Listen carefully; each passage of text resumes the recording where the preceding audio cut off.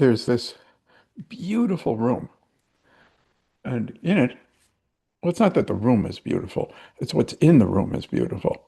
You see, in the room are works of art, all one of a kind. There are magnificent paintings, um, figurines, statues. Um, each one you could just get lost in, and and all of them are original. There's nothing like it. And in the room, there's this puppet, a hand puppet.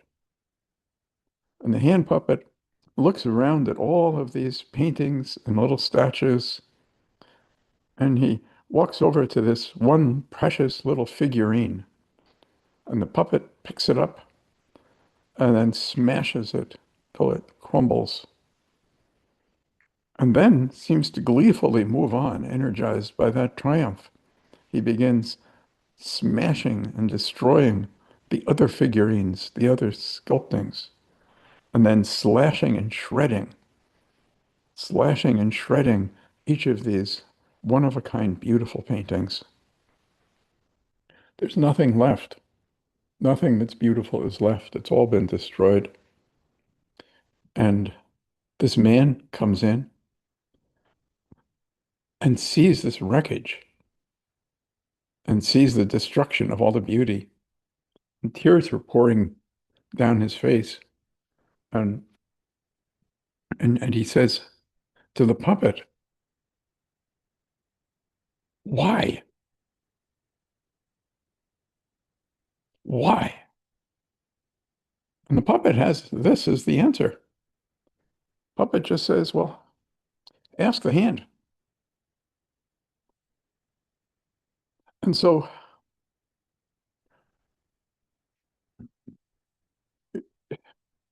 you'll notice that people you know become resentful of something. And oh gosh, I'm remembering that old story about the Hatfields and the McCoys. Did anybody else hear that?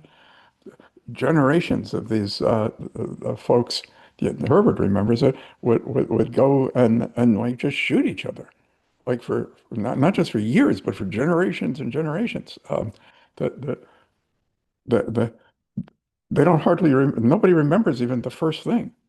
They just remember, I'm shooting him because he's a Hatfield, and one of the Hatfields killed one of the McCoys, so I'm going to kill one of the Hatfields.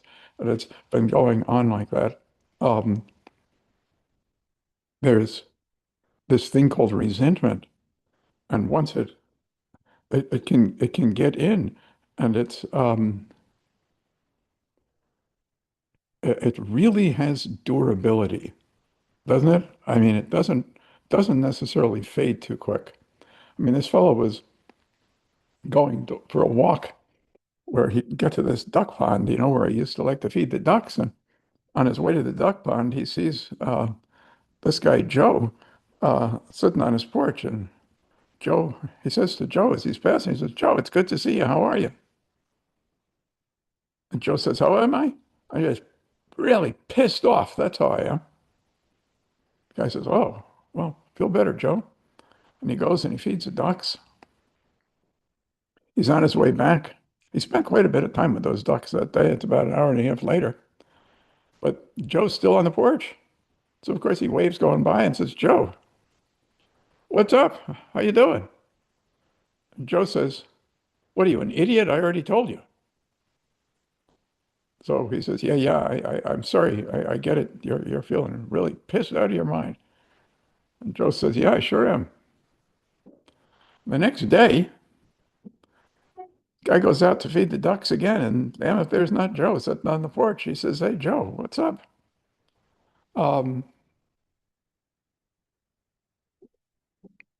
and same answer. Then he goes on vacation. He's gone for 2 weeks. But figures the ducks are okay without him. Finally makes his way back home and eagerly takes his walk out to feed the ducks. And guess who's on the porch? Hey, Joe, how you doing? Joe says, boy, you get stupider by the minute. I've told you over and over. So we don't, I don't think we find this phenomena in other life forms, um, where this resentment can continue to burn, on and on. But the answer is ask the hand. And what the heck is the hand? The hand is the chain of causation that made what the puppet did inevitable. Because everything that occurred was caused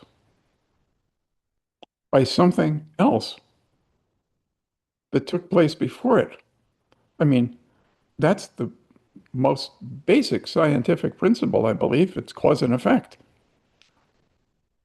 So, um, if if a physician sees something, she sees a rash on this guy's knee, she might say, I think I know what's caused this rash. And it's possible she might say, I just don't think I know what caused this rash. But how often is she going to say, well, there is nothing at all that has caused this rash? Like, never. Because as a scientist, she says, if it exists, something caused it.